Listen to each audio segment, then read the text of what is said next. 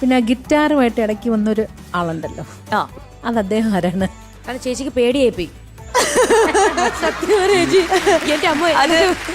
അത് ജീവനാണ്.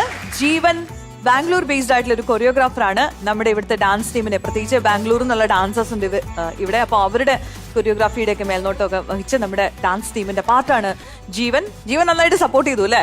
നമുക്ക് ജീവനെ ഒന്നുകൂടെ കാണാം, വേദിയിലേക്ക് ഇൻവൈറ്റ് ചെയ്യാം ഒരിക്കൽ കൂടി. വരുന്നവരെ 1-2 കാര്യങ്ങളും കൂടെ പറയാം. യെസ് ചേച്ചി പ്ലീസ്. നീ പുള്ളിയെ വിളിക്കാം. യെസ്, അപ്പോ നമുക്ക് ജീവനെ ഒന്ന് നേരിട്ട് കാണാം. ജീവൻ,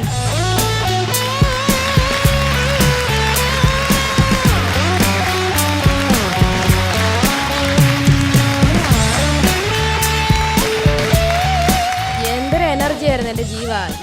ഇലക്ട്രിഫൈങ് പെർഫോമൻസ് എന്ന് കേട്ടില്ല. ആദ്യം പറഞ്ഞിട്ട് ജീവൻ അങ്ങ് വന്നോട് ചിത്രേശ് ഇങ്ങനെ ഇരിക്കുവായിരുന്നു. ഞാൻ ചിത്രേശിയുടെ എക്സ്പ്രഷൻ കാണിച്ചത് ഇന്ന് ആ ഇടയ്ക്കത്തെ ഒരു പോർഷൻ സുധേന്ദുവും ജീവനും കൂടെ ഉഷാറാക്കി. ഈ മുടി വിഗാണോ? അത് ഒറിജിനൽ ആണോ? എത്ര വർഷമായി ഇപ്പൊ മുടി വളർത്തുന്നത്? 10 years ആയി. 10 വർഷം. എത്ര വർഷമായി കുളിച്ചിട്ട്? നല്ല ഒരു ആഗ്രഹം കൂടി ചോദിക്കാം, വാഷ് ചെയ്യുന്ന എപ്പോഴായിരിക്കും?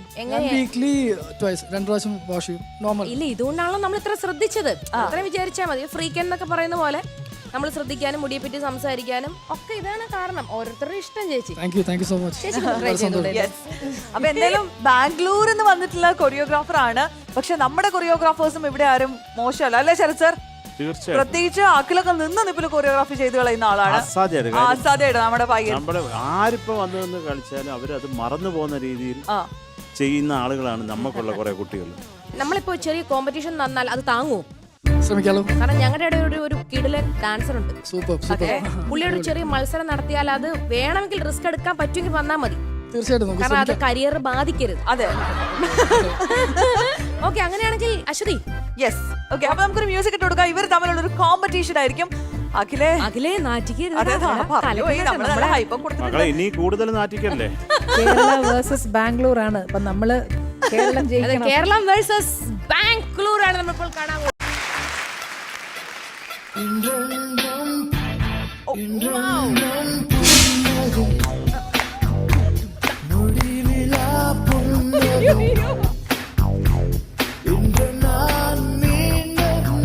Oh my God.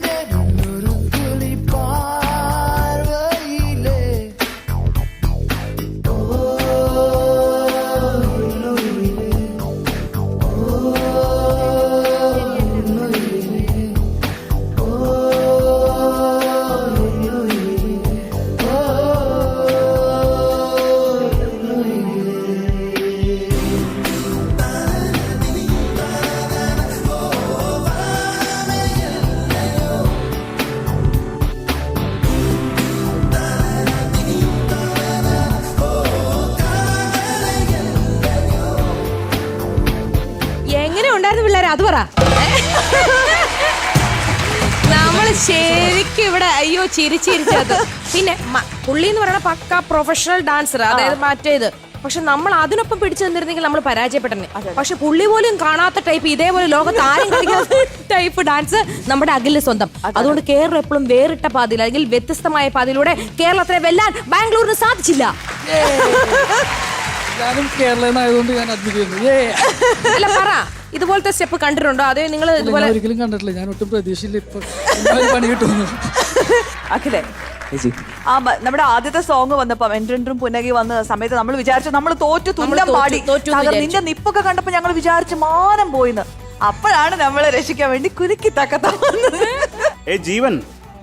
സൂപ്പർ കാര്യം ജീവൻ ഈ കെട്ടിവെച്ചിരുന്ന ജടാമുടിയൊക്കെ കൂടെ അങ്ങോട്ട് അഴിഞ്ഞ് ഒരു താണ്ഡവ നൃത്തമായിരുന്നു. ഞാൻ വരച്ച് ചെക്കൻ ചത്തു പോകുന്നു അവിടെ വന്നിട്ട്.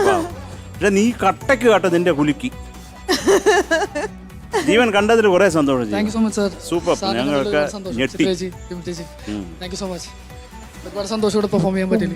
ചെയ്തു കേട്ടോ, പറയാണ്ടിരിക്കാൻ വയ്യ. താങ്ക് യു ജീവൻ. നമുക്ക് വീണ്ടും കാണാം.